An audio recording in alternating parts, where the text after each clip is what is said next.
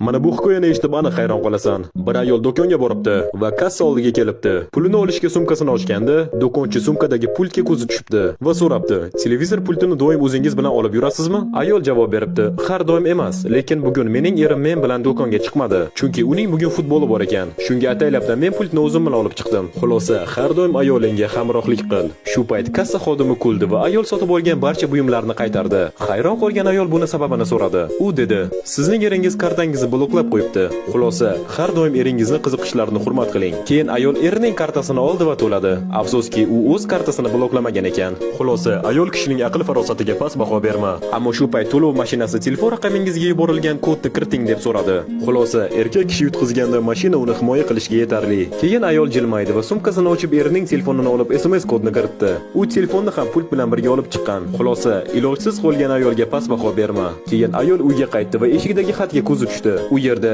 televizor pultini topa olmadim va bolalar bilan o'yinni ko'rishga bordim. Uyni kaliti menda. Agar nimadir kerak bo'lsa telefonimga qo'ng'iroq qil. Xulosa: turmush o'rtog'ingga haddan ziyod o'z gapingni o'tkazishga urinma. Oxirida o'zing yutqizasan. Agar videoni shu yergacha tomosha qilgan bo'lsangiz, kommentariyada bitta ulov belgisini qoldiring.